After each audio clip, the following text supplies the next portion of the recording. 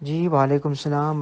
बेटा इस केस में जो एक्चुअल ओनर है, जिसकी प्रॉपर्टी है, पावर ऑफ अटॉर्नी तो उसके बिहाफ पे एक एजेंट है जो ट्रांजैक्शन कर रहा है। तो उस एजेंट का ये गेन नहीं है, उसकी प्रॉपर्टी नहीं है, वो किसी के बिहाफ पे इसको डिस्पोज ऑफ कर रहा है।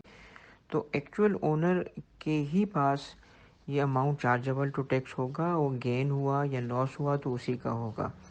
Power of attorney, general power of attorney हो या कोई भी पावर ऑफ अटॉर्नी हो, उसके तहत अगर कोई ट्रांजैक्शन की जाती है तो वो ट्रांजैक्शन करने की इजाज़त होती है।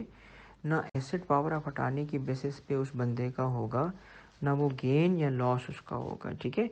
तो इस केस में प्रिंसिपल बंदा जिसकी एक्चुअल ओनरशिप है उसी को ये टैक्सेबल होगा। अब अमाउंट रिसीव होने के लिए बेशक एक जॉइंट अकाउंट हो या बल्कि जॉइंट अकाउंट ना भी हो, इवन वो जो एजेंट है उसके अकाउंट में भी पैसे चले जाएं, ये टैक्स में इरेलीवेंट फैक्ट है। क्योंकि पैसा अगर ना भी मिलता से, अगर अमाउंट अभी तक मिला भी नहीं है, तभी अक्रूवल बेसिस पे ये कैलकुलेशन होती है। क्योंकि कंसिडरेशन रिसीव्ड से हम माइनस करते हैं इसमें कॉस्ट को, और कंसिडरेशन रिसीव्ड यहाँ पे एज अ टर्म यूज़ हुआ है, ना कि इसकी लफ्ज़ी माने ली जाएगी। क्योंकि वो रिसीवेबल भी हो सकता है, कंसिडरेशन रिसीव्ड हो सकता है कि हमें बाद में मिले, तो इसलिए कंसिडरेशन रिसीव्ड रिसीवेबल भी होता है। तो अक्रूवल बेसिस पे अकाउंटिंग होती है।